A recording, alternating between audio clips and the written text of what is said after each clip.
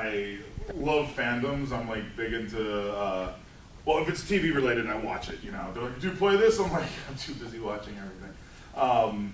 But yeah, DragonCon I've been coming to for easily over a decade. I've done panels as a sound person, as a boom operator, and I've just like, I've always loved coming, and I'd always like, I don't know, I'd always be here like at 8 p.m. and I'd be leaving like at 4 a.m. for the parties, obviously, you know, but seeing all that. But it's, I don't know, it's fun seeing Atlanta just sort of like celebrate this thing that's Atlantan, and not so much it's closed down because everywhere else in the country or world, wherever, you know, like holidays and stuff. I like that this is like the Atlanta holiday week. And it's also, DragonCon is like the kick.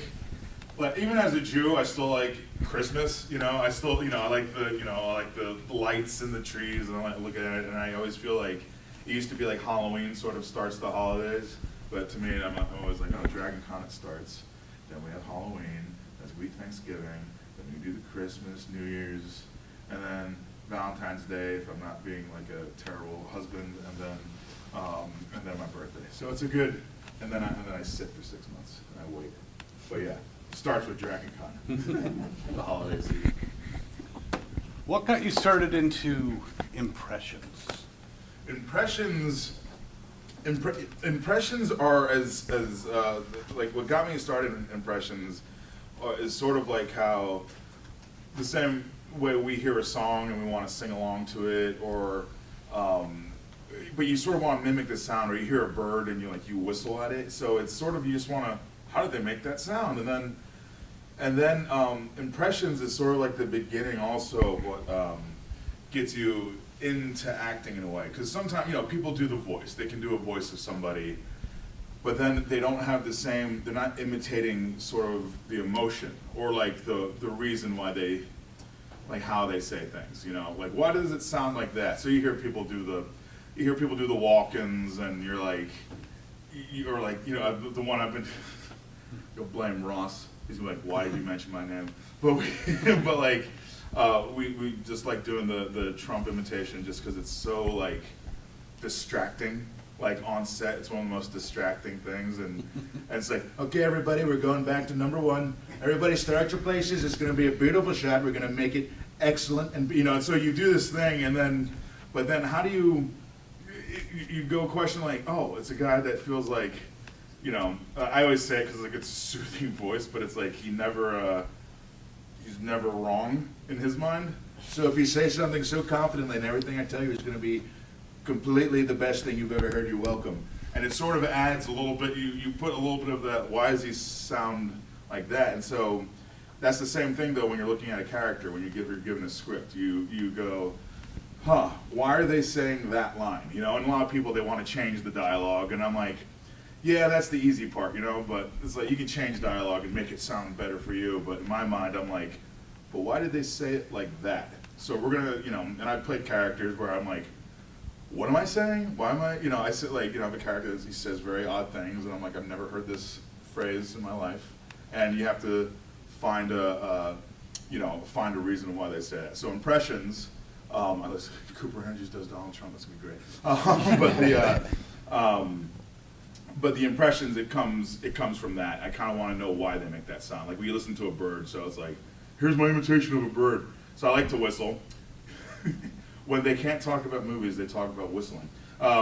So you hear a bird, I'm like, oh, it does this little, you know, you have all these, I don't know, so I like impersonating animals too. I'm not terrible at it, but I feel like when you watch a dog, they give you all the emotion and none of the dialogue, and you can sort of see it. So when you see like a dog, you know, they tell a lot with their ears, but even not, as an actor, you can still like tilt your head and go, why?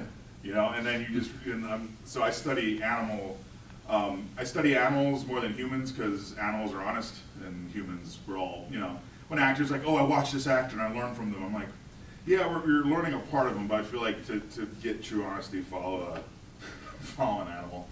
Unless there's a dog, you know, that you're a lying dog. I'm like, I've never seen a dog lie down, but not like be deceptive.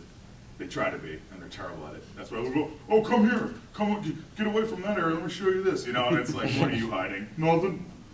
I just love you and I miss you. So I just, I don't know, that kind of a, I don't know how we got to there, but yeah. that's What are your top 3 impressions? my top 3 impressions? I do I like doing the James Earl Jones. Everything the line touches is this, because he has this way of enunciating his mouth, and it's big and wide. And so when he says it all, then he has this, he's fighting that mumble he had. So as his words and everything he says, you know, you enunciate everything. And then so like, what is that line? Like, flesh stronger than steel. He says S-T-E-E-L, but you can hear each vowel in every word he says. So that's sort of like, and people sometimes try to throw in like this little British thing, but it's not quite that. He just uses the full word and makes, so the New Atlantic Yellow Pages. So like, my James Earl Jones, that was a little rough, but like my James Earl Jones, we've been sort of having fun, this is a terrible one, but doing like a J.K. Simmons. We're just in the sort of like, think, Mark, you sort of like, you bring this in, like farmer's insurance, I can't, oh my God, terrible, but like, it's all about these the impression isn't just vocally, you're looking at like, why, you know, am I rushing or dragging? It's this, he has this thing where he like sort of like strokes it on his cheeks, and so I've been messing with that. You know, the Donald Trump, I like doing, I always have this thing where Trump is like trying to hide in different countries. So it's like, I've been, oh yes, I've been coming here for Ireland my entire life. I've been I'm a big fan of the beautiful greenery, and he's just trying to hide from wherever, you know, you can put him in any like, things, so different accents, different Trump accents. I've been like imagining him like wearing like mustaches and like just trying to hide around. He's like, I'm just a world traveler going around in my pot of gold. Then I mean, there's other. I like imitating. I imitate my friends, so I imitate like a lot of, you know, people that are around me more than if I haven't met them. It's a little harder. So when you meet somebody, you can sort of really get into that. You got a Zach leaving? I have a Zach. I sort of have a Zach, but it's more of like, it's a very, he's very direct, and he because he wants to. What I love about Zach is like, he wants to make sure, one, you get your answer, and he also wants to make sure everyone else gets their answer. So he speaks so quickly that every time Zach talks, I'm like, I'm keeping up. I'm so awesome today. I'm listening so good. They don't ask a question. Darn it. What do you say it again? All of it. No, Zach, his energy is like hard to imitate because he's like, oh yeah, no, and he'll probably be standing, and he, you know, so energetic, always knows what to say. That's my Zach Levi. Now, Hollywood has a very keen on their certain aesthetics that they want for their actors, but you have become a beacon for plus-size male representation in cinema. How does it feel to be literally an iconic man in TV, television, and movies? And how did you move around those rigid beauty standards? Yeah, it's hard. You know, the biggest thing on that thing we did is like, how are you so big in a world like this? How are you alive? And I'm like, you must have not met a lot of Samoans, because we can move.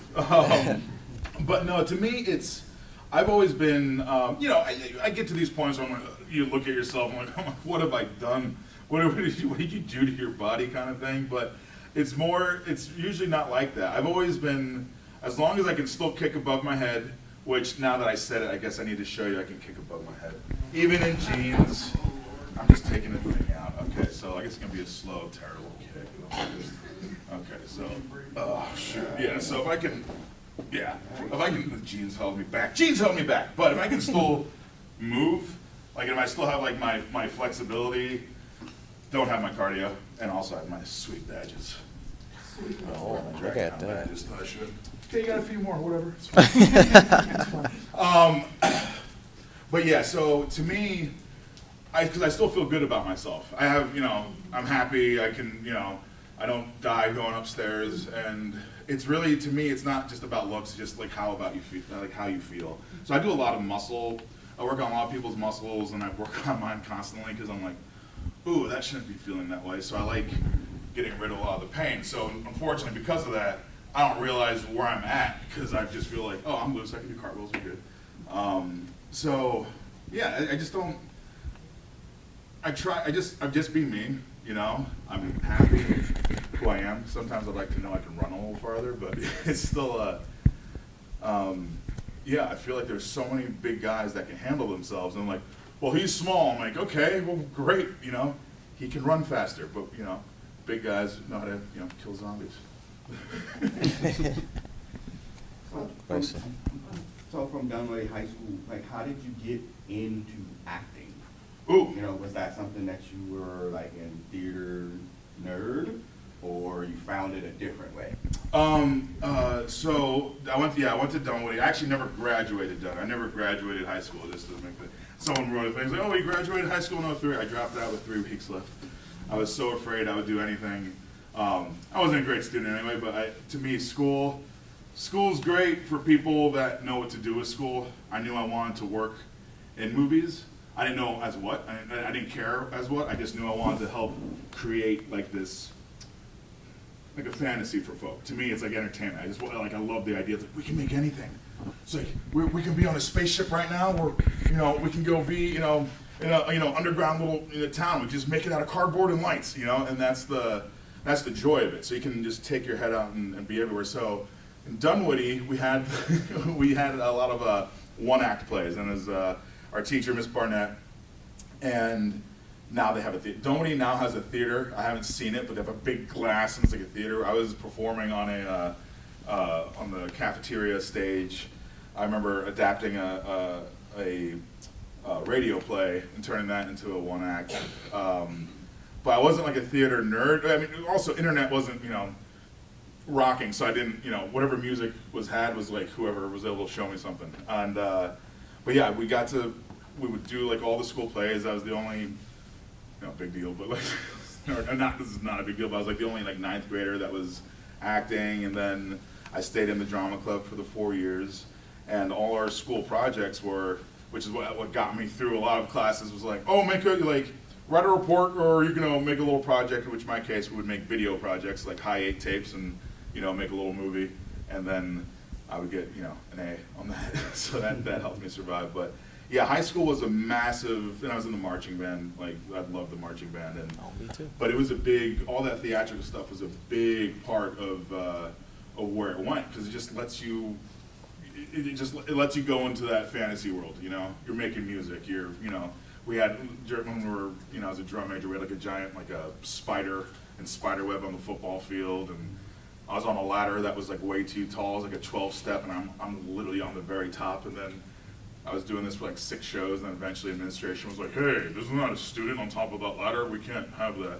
And I always like doing the little Jackie Chan slide down the ladders, and my little vampire cape would float up. And it probably felt way cooler than it really was. It probably looked like, that's not cool, dude. It's not the angle you think it is. But yeah, so Dunwoody, like, yeah, as the social aspect, I thought was like so important. I really loved like a lot of the kids I went to school with. I didn't say that like that at the time, but like when you look back, I really did have one of those cool high schools. You know, there's always like, you know, in movies, there's like, oh, that's the clique. You know, you have all these different groups, and we had our different groups, but everyone was so cool with each other. There was no like, oh, what, you study math, nerd? You know, like there's none of that. You know, it was a very, like, if people had an issue with each other, it wasn't because of anything except something actually personal between the two. So when I see like those high school movies where everyone's like picking on the one kid, I'm like, if that existed, I didn't see it, but like, I feel like it wasn't. Some kids were like, it was, Cooper, you didn't know. But I felt like it wasn't. I hope it wasn't. All right, and unfortunately, we are running out of time. Oh, wait, one more. One more question. Do you do your own stunts? Do I do my own stunts? Yeah. Except the one time when I was in a thing and I had a surgery and they had to put a harness on me. But yeah, so, and I couldn't put the harness on me. So I had a buddy of mine, double as me, and it was very important I was like, don't look cool. We're gonna do this thing that's already impossible, so don't look cool when you land. Just just look like, and so that was key to me. I don't like having a stunt double that's gonna look like, that's, because we're playing the same character. I'm not trying to make them do a thing that I can't or can do, but, you know, if my character would not do that, so I was really, so I have a stunt person, which stunt people are great. A lot of my best friends are stunt people. I know some. And, yeah, I have no issue having other people do my stunts. I just haven't, I've only had it the one time, but, yeah, I like to do my own. That's awesome. Thank you so much. Thank you, Thank guys. you. Thank you, everyone. Appreciate it. Zach's gonna be like, I heard your impression, bro.